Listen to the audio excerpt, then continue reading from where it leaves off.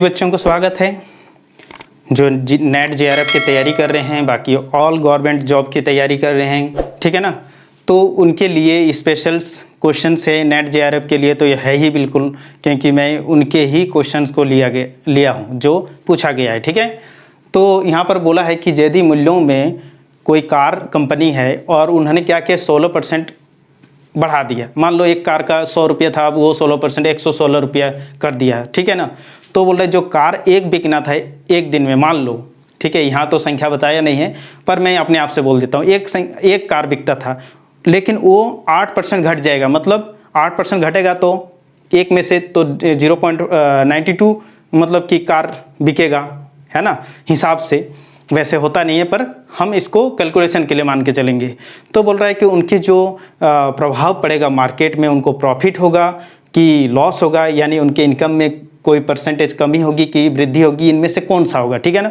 तो इसका shortcut method है जो परसेंटेज में आपका प्रभाव पड़ेगा वो है आपका निकालने के लिए जितना परसेंट आपका 16% है, ये वृद्धि हुआ तो कितना आपका घट रहा है, 8% घट रहा है कार की संख्या में, और माइनस क्या करना है 16 गुना 8/100।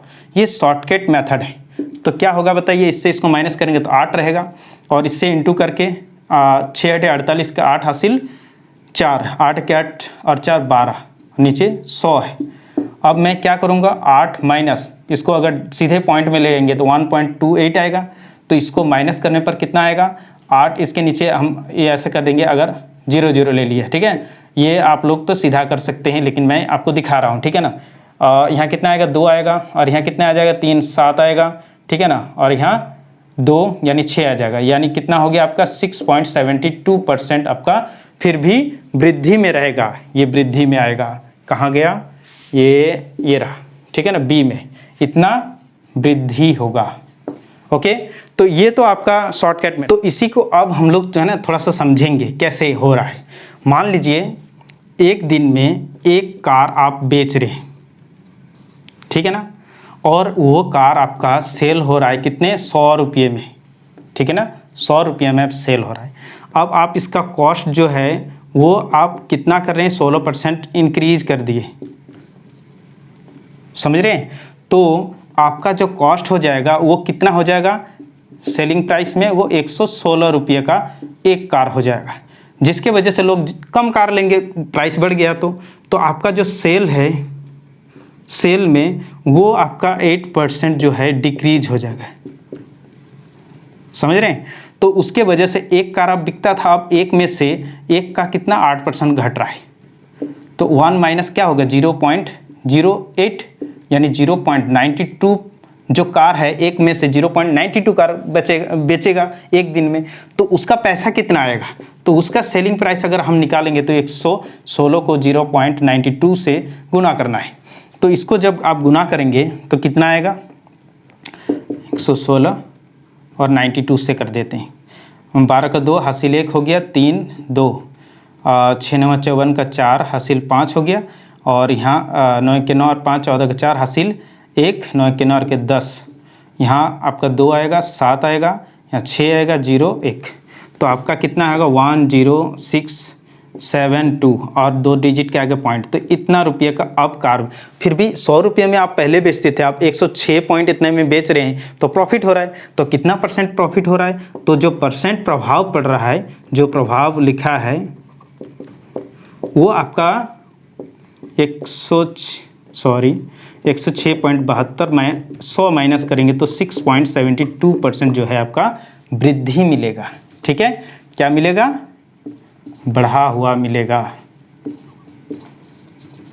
इतना बढ़ेगा। तो इसीलिए बी आपका हो गया करेक्ट आंसर। को आप सेकंड क्वेश्चन लेके चलते हैं। इसमें क्या लिखा है कि 10 रुपये में 15 पेन खरीद कर 15 रुपये में 10 पेन की दर से अगर बेच दिया जाता है, बेचने पर उसको कितने प्रतिशत लाभ होगा, ठीक है ना।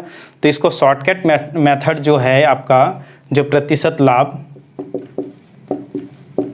निकलेगा वो आपको 15 रुपये में जो आपका 10 पेन बेच रहा है उसका स्क्वायर माइनस 10 रुपये में 15 पेन ले रहा है, यानी 10 का स्क्वायर, ठीक है, और 10 × 100, ये शॉर्टकट मेथड है।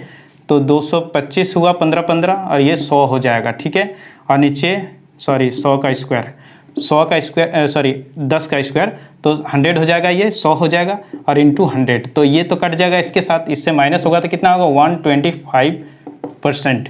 तो ये हो गया आपका फर्स्ट वाला आंसर। इस टाइप के क्वेश्चन में ऐसा करना है, ठीक है। लेकिन अब इसको ना समझना है, जैसे कि मान लीजिए 10 रुपये में, अगर 10 रुपये में 15 पेन लेते हैं आप, इतना पेन ले लिए, ठीक है, तो ये आपका कॉस्ट प्राइस है।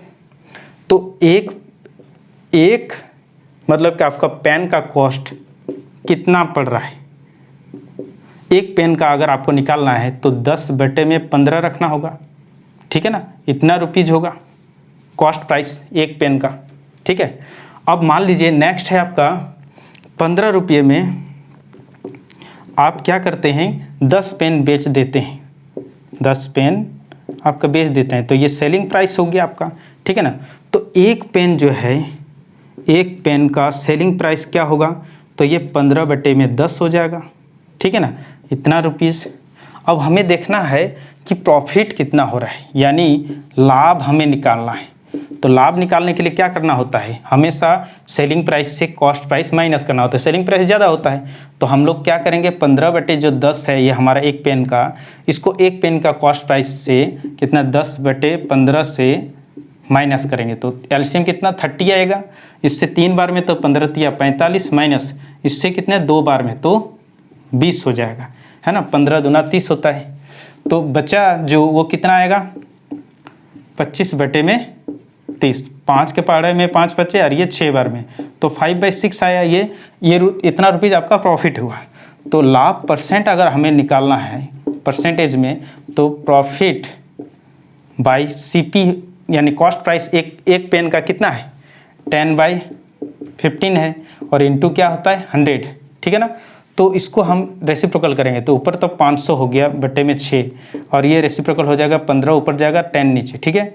1 0 से 1 0 कट जाएगा, ये 3 का 2 बार में और 3 से 5 बार में, ये कितना 25 बार में कट जाएगा, 25 कितना होता है 125%। तो इस प्रकार से भी आप सॉल्व कर सकते हैं जब आपको ये याद नहीं रहेगा तो, क्योंकि आपको क्वेश्चन समझ में आना चाहिए, ठीक है।